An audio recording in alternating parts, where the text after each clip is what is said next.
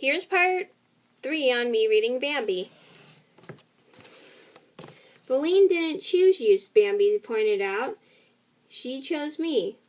I'll fight for her if I must, but I do believe that you ought to be reasonable and understand the situation. Instead of calming Ronno down, these words seemed to infuriate him even more.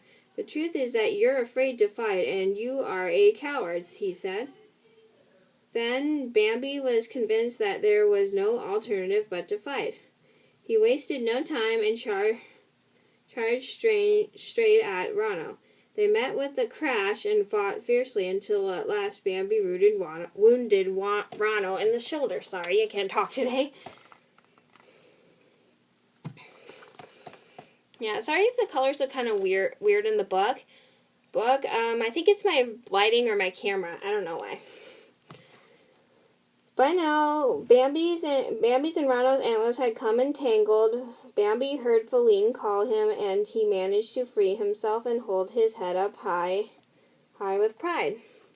He knew that for Feline he could do anything. While Ronno, beaten at last, was limping off into the forest, Bambi climbed up on a cliff and waited for Feline to join him. Now there was nothing to fear anymore.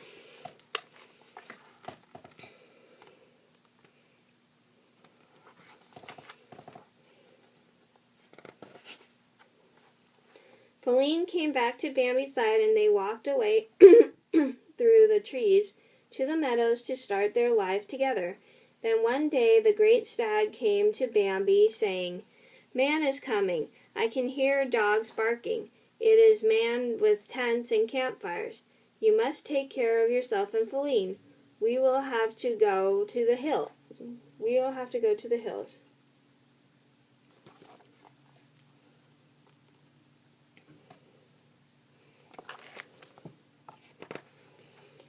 News spread quickly through the forest. All the animals were running back home and hiding. Thumper the rabbit gathered his large family together.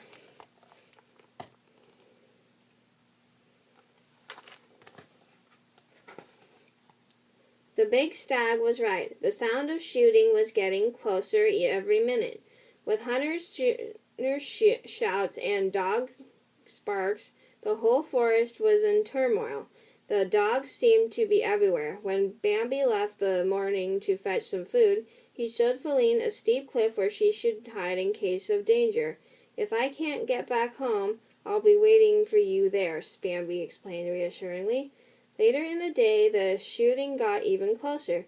When Feline saw the dogs in the distance, she immediately started running, and she didn't stop until she had reached the cliff. Bambi was already there waiting for her.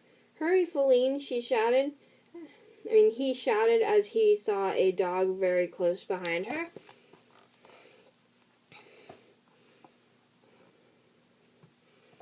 Why does this look orange? Yeah, sorry if the whole book looks orange. I think it's my camera or my lighting. Yeah. Oops, it was. I think I cut. Sorry, I got a paper cut. I think. Oops, back to what I was doing. More dogs could be seen not far from the cliff. As Feline was climbing up, Bambi held the dog off with his antlers. He remembered what the big stag had said a long time ago, when he had seen him for the first time in a clearing. "Be brave," he had said. As he was defending Feline against the dog, Bambi could still hear the deep voice of his father saying, "Be brave, Bambi." Yes, he must be brave.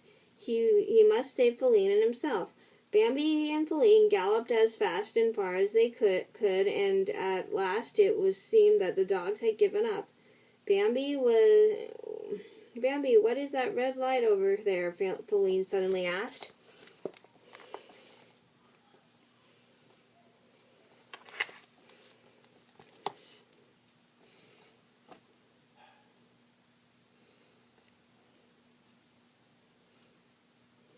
Sorry, I thought I cut myself with the book.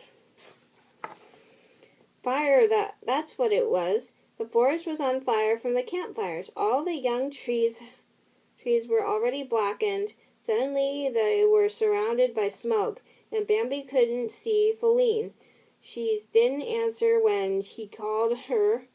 Bambi started to run and run again until he reached the clearing. The great stag was there. Bambi looked at his father with sadness.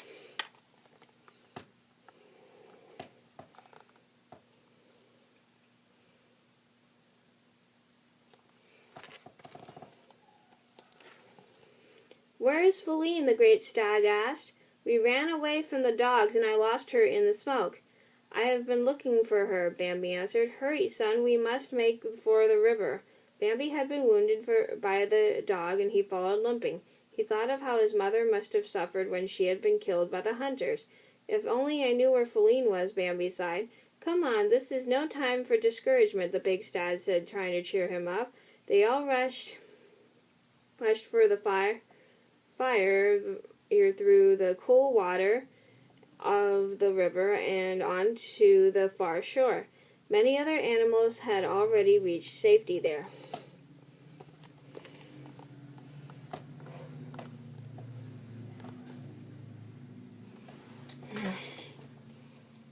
Sorry if it looks really orange on the camera. I think it's the lighting.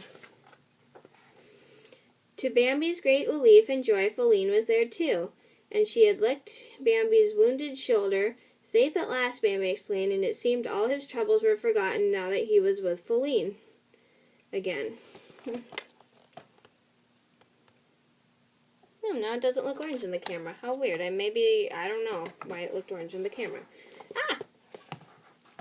When they were able to go back to where they once lived, everything was black and bare. No leaves, no flowers, no grass. "We will have to look for another place," Bambi said sadly. "It doesn't matter, Bambi. We are alive. That's all that counts," Feline said. Both of them went to look for their friends Thumper the rabbit and his family, Mr. Owl and the squirrel. By nightfall they had found everybody and once again felt safe and secure. Winter went by and the fire-blackened forest came to life again. Oopsie, I meant to read the other part. By spring, new leaves and flowers grew and grass covered everything. No one could tell that there had been a fire and the forest was beautiful again. The mole and her baby moles poked their heads out of the ground, but the sun was too bright for them. "We'll wait until the sun sets," said the mother, and they all slipped back into their hole.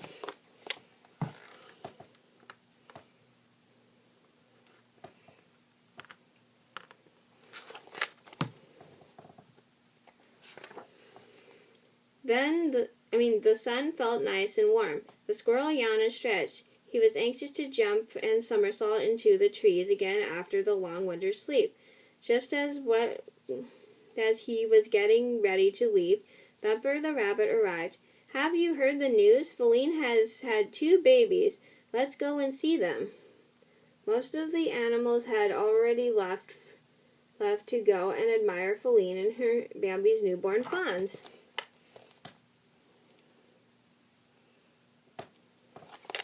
Thumper's a cute little bunny. "I'm following you," the squirrel said, and off they went. Thumper had already announced the good news to all the animals, and they were rushing from every corner of the forest. As usual, Mr. Owl was dozing on the branch. "Wake up, Owl! It's no time to sleep," Thumper shouted when he saw him still gently rocking in his sleep. What is it?" said Mr. Owl. Owl almost fell out of the tree after being so suddenly awakened. "It's you again, you little rascal. Won't you ever let me sleep?" Mr. Owl was very angry, but Thumper couldn't care less. "Listen to the good news, Owl. Bambi just had babies."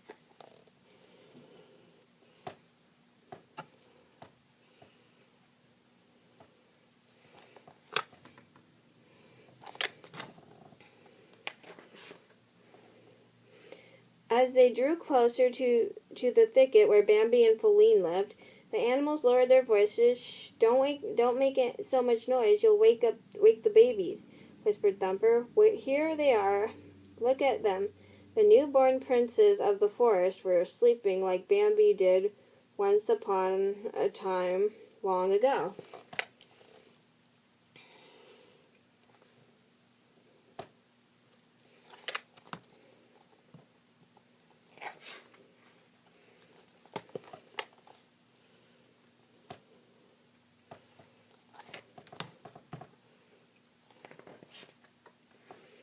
"Congratulations, Feline," said Mr. Owl, bowing. "Thank you all for coming," said Feline. "But we must let them sleep. They are very small." "I know a lullaby," Thumper said. "I don't think a lullaby is necessary. Look, they're already fast asleep," Feline replied. Thumper was a little disappointed, but Feline told him to come back tomorrow. Not far away, the proud father Bambi watched over his family. The next day, the little fawns opened their eyes and made their first attempt to stand up. Soon they were able to walk. All the animals had come back to see them now that they were wide awake. Startled by the crowd, the fawns snuggled against each other. "Don't be afraid. They're all your friends," said Feline, "and they've come to say hello."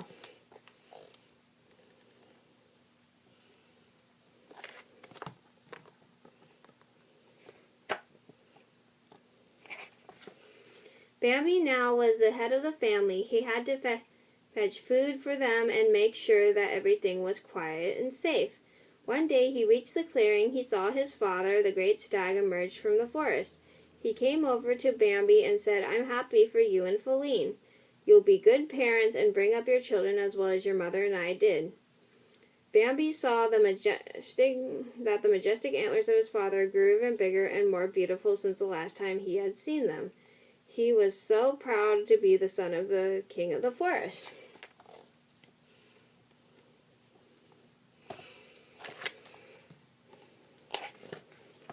"My son," the stag began, "I've waited a long time for this day to come. Thanks to you, Feline, you and Feline, there will be more little fawns in the forest. They will become grown-up deer themselves and have fawns too. That is the way it should be. Now it is time for me to let you take my place. You have become a strong and experienced deer. Everybody in the forest loves you and respects you. In your turn, you will become king of the forest." "No, that can't be," Bambi whispered. "You are the king, and you will remain the king." "No, Bambi," said the big stag. "Everything comes to an end. I've grown old, and one cannot be the king anymore when one isn't strong enough. You are the one who is strong enough now and wise also. I give over my kingdom to you. I know you will be a good king. When you feel tired and sad, think of me and your mother." And the big stag left. Then Bambi saw him disappear here into the forest, just as he had appeared for the first time years ago when Bambi was still a little fawn. As Bambi went back to Feline, he thought to himself that she was the queen now and his babies were princes and princesses. He felt proud and happy. "Feline," he said when he got back to her, "I am the king of the forest and we will always be together." Feline gently put her paw on his. She didn't need to say anything.